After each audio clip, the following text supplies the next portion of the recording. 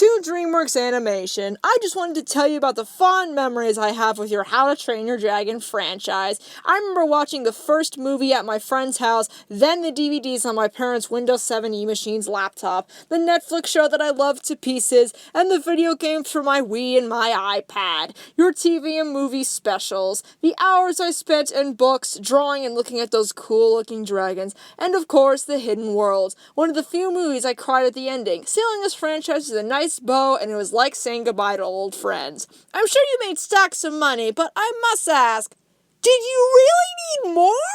You saw the thumbnail, you read the title. Dragons in Nine Realms is a sad case to me. Unlike Rescue Riders, where that was for younger kids, I mean, just look at the size of their heads. Nine Realms continues 1,300 years later after the original story in the modern day. This makes not a lick of sense to me. We have stuff like the Apple iPhone 14 Pro and Pro Max, the Google Pixel 7 Pro, the Apple 13, and the Samsung Galaxy 22s Ultra. I think if dragons existed, we'd know about them by now. The dragon designed to seem very boring and unoriginal. The humans just look so plain. Look at these guys. There's nothing to say about them. Nothing in their design draws my eyes to them like a kid show should. You can name their roles with knowing nothing about them. You have the leader of the group, the smart nerd with the glasses, the other love interest girl, the shy kid who keeps the gang in one piece. I could sum up both these guys by their tropes, but what grabs your eyes more? What designs complement their personalities? The writers of this show look like plain kids. I think what stop motion is trying to say is that shows need to be bright and colorful to draw in the audience that is kids. Yes, Race to the Edge was marketed for older ones, but Nine Realms treats itself like a kid's show, so it is a kid's show. Dan, stop covering for her! Why don't you have a fully written script before they go into record? Adding bits and pieces near the end doesn't make it complete. Do it right the first time, you hack! This is not what you want your fantasy show to be like. It's fantasy. Give me cool designs that are odd and out there, not stuff I'd see in the real world. Ew.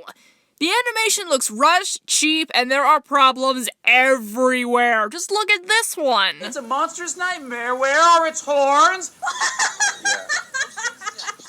Look at that. Look at that. Are you kidding me? This is from the first episode of this season. What the f is that? For a mistake like that to happen, you would have had to mess with the model itself. A mistake like that doesn't just happen. This is a rookie-class mistake, and a perfect summation of the quality of Nine Realms as a whole. It's just sad that this is a show that continues the franchise of How to Train Your Dragon. There is potential here, there is gold here, but they just went with Draft 1. I take the Rescue Riders show over this. At least that had an interesting plot. The show moved to a streaming service that I don't have, so I haven't seen the whole thing. YouTubers have put this show through the shredder. You can go watch the reviews if you want to, but I'm not going to ruin my memories of How to Train Your Dragon by watching this. To me, this is the Ben-Hur remake. I pretend it doesn't exist. Save us, Mr. Heston! I just wanted to talk about this series for a little bit. Thank you for watching till the end.